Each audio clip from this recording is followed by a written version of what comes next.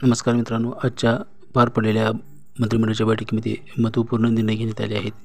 त्याचा लाभ कुणाकुणाला भेटणार आहे ते आपण सविस्तर माहिती संक्षिप्तमध्ये पाहणार आहोत. चला तर मग व्हिडिओला सुरुवात करूया.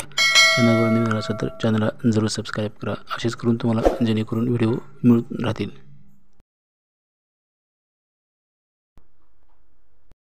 मुख्यमंत्री यांच्या अध्यक्षतेखाली आज झालेल्या राज्य मंत्रिमंडळाच्या बैठकीत विविध महत्त्वाचे निर्णय घेण्यात आले.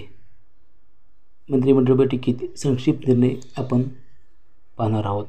राज्य शिखर संस्थेच्या कळंबोलीतील इमारतीसाठी शुल्क माफी व तसेच तात्पुरत्या स्वरूपातील 64 वैद्यकीय अधिकाऱ्यांना नियमित करणार व मालमत्ता विद्रुपीकरणासाठी आता 1 वर्षाचा कारावास दंड सुद्धा वाढविला आहे.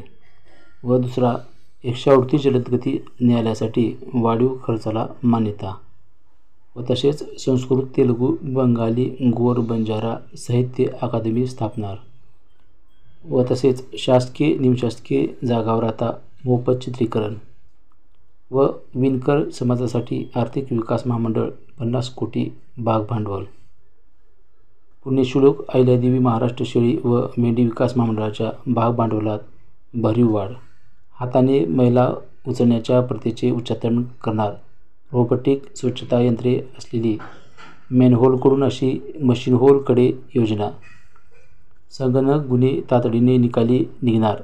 सेमी ऑटोमेटेड प्रोसेसिंग प्रकल्प राबविणार व तसेच राज्य पोलीस दलात आर्टिफिशियल इंटेलिजन्सचा वापर करणार.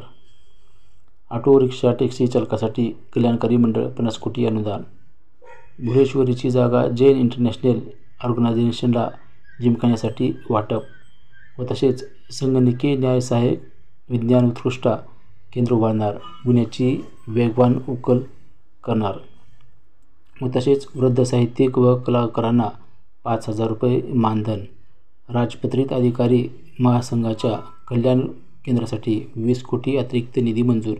श्रीगोंदा तालुक्यातील शेती महामंडळाची जमीन MIDCला हस्तांतरित. असे हे महत्त्वपूर्ण निर्णय आजच्या मंत्रिमंडळाच्या बैठकीमध्ये घेण्यात आलेले आहेत.